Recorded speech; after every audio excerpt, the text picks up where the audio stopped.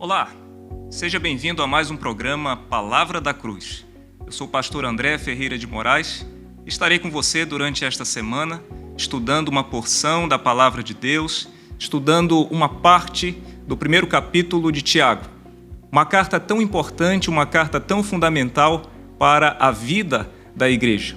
Eu gostaria de ler com você, primeiramente, o primeiro versículo até o versículo 4 deste primeiro capítulo, que diz: Tiago, servo de Deus e do Senhor Jesus Cristo, às 12 tribos da dispersão, saudações.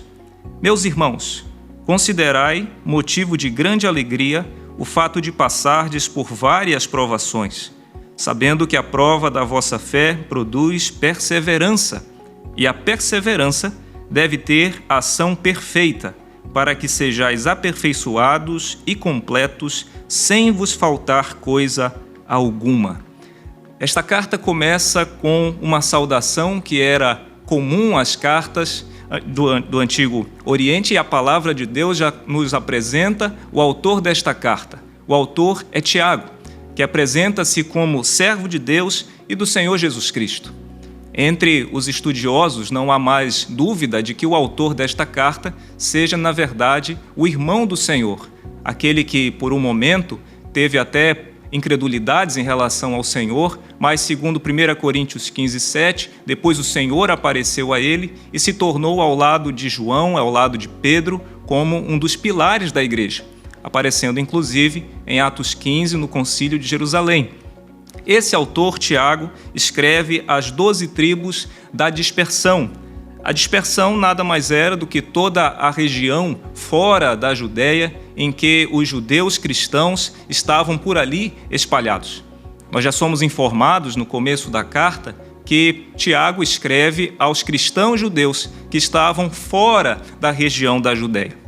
E a razão, o propósito pela qual ele escreve esta carta é porque estes irmãos estavam passando por diversas razões, por muitas provações. E com certeza, meus irmãos, por isso, nós podemos refletir nesta carta e pensar que esta carta, porque é palavra de Deus, ela também é útil para a nossa edificação.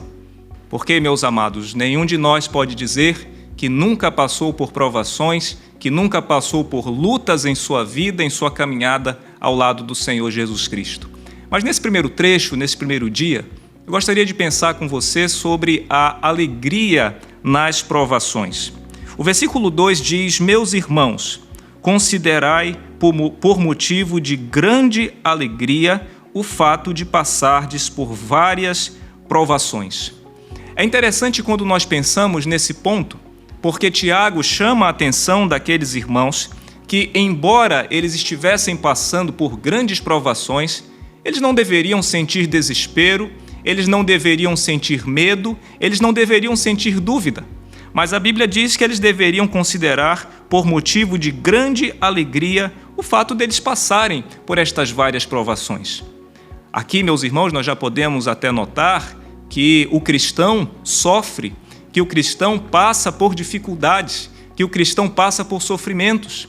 Enquanto muitos movimentos religiosos ditos evangélicos nos ensinam, nos afirmam que o cristão genuíno, verdadeiro, não sofre, a palavra de Deus nos ensina que nós fomos chamados não apenas para crer em Jesus Cristo, mas para sofrer também por Ele.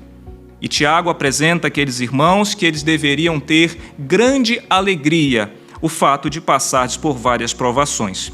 Veja, note que a palavra diz várias provações. Não é apenas uma provação, mas uma diversidade de provações. Quando nós lemos, por exemplo, o versículo 9 do capítulo 1, mas o irmão de condição humilde deve gloriar-se na sua posição, nós podemos pensar na provação no sentido financeiro, porque, meus irmãos, quantos de nós não já experimentamos dificuldades por conta do financeiro? Esta igreja, estes irmãos, também havia pessoas que não tinham tantas posses, pessoas que não tinham tantos recursos, e certamente isso trazia também uma preocupação, isso era de fato também uma provação.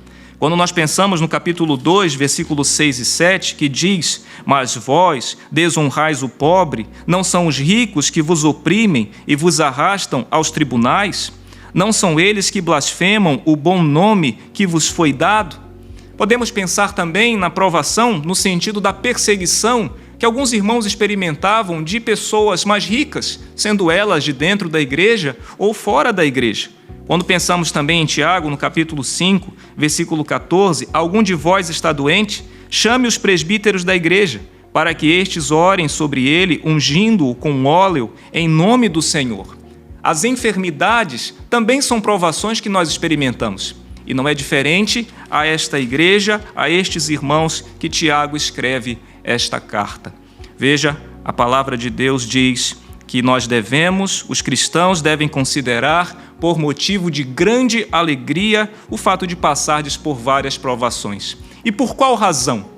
A Bíblia nos diz no verso 3 e 4, sabendo que a prova da vossa fé produz perseverança. Existe propósito na provação que nós passamos. Não há nenhuma provação que nós experimentamos e vamos ainda experimentar, que já experimentamos no tempo passado, que experimentamos no tempo presente, que experimentaremos no tempo futuro, que não tenha propósito. Há propósito nas nossas provações.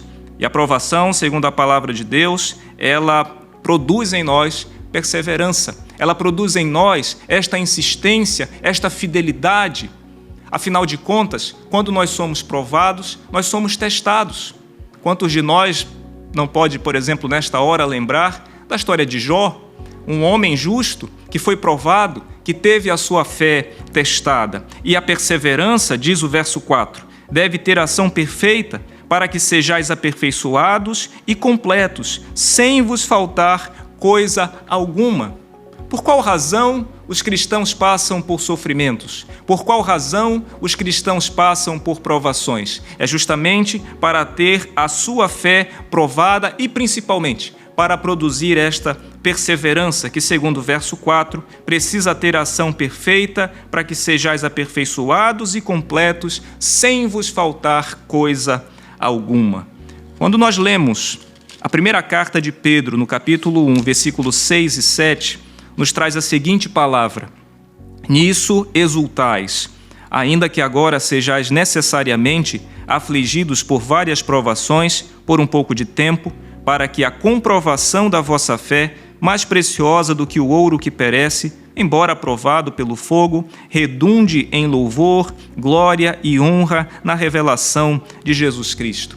A ideia de provar é a mesma ideia de testar o ouro. O ouro, para ser testado, para ser apurado, ele era colocado sobre o fogo, sobre altas temperaturas. E nós também, em nossa fé, em nossa confiança no Senhor, nós somos também testados. E a forma de sermos testados é através das provações. A Bíblia não diz, meus irmãos, em nenhum lugar, em nenhum momento, que é satisfatório passarmos por provações. Não diz em nenhum lugar, em nenhum momento, que traz em nós contentamento. Mas a Bíblia nos exorta, a palavra de Deus nos exorta, que as provações que passamos devem ser para nós motivo de alegria, porque ela tem um propósito, e o propósito é produzir perseverança em nós. Você, meu nobre, que me escuta, você tem passado por provações? Você tem passado por dificuldades? Você tem passado por lutas, sejam elas financeiras, seja enfermidades físicas ou até mesmo espirituais? Tem experimentado perseguições, pessoas lhe têm perseguido, seja infelizmente de dentro da própria igreja ou de fora dela? A Bíblia chama a sua atenção e a minha atenção que nós devemos ter grande alegria, porque sabemos que estas situações, muitas vezes desagradáveis, produzirão em nós perseverança. Que Deus abençoe sua vida e que Deus lhe ajude a ter alegria em meio às provações.